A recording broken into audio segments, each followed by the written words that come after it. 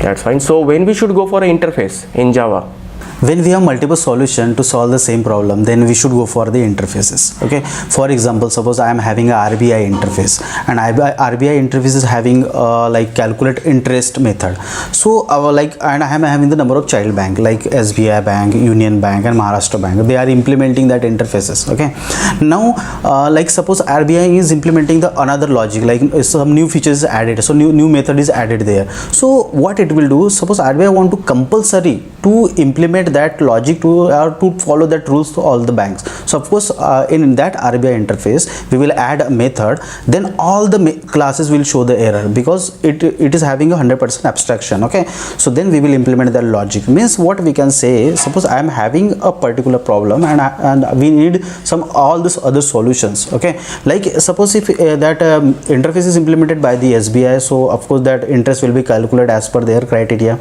This interface is implemented by the Union Bank, so interest will be calculated by their criteria. So means we can say that when we have multiple solutions to solve the same problem, then we should go for the interfaces. Next is in interfaces we are having the 100% abstraction. What is mean by 100% abstraction?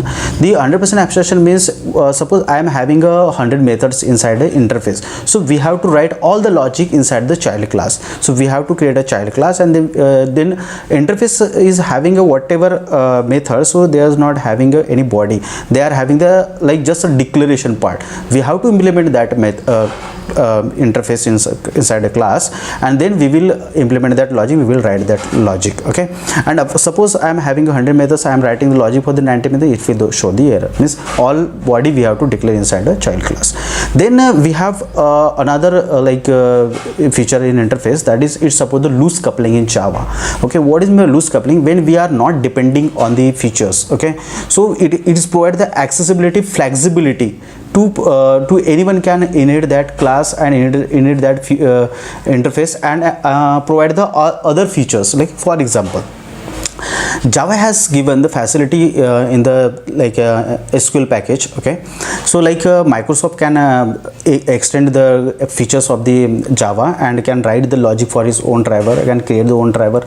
Oracle can extend that facilities, and Oracle can provide the driver solution for that Java. So means anyone can, other company can extend that properties and extend that classes and can provide the logic. So this is known as the loose coupling in Java.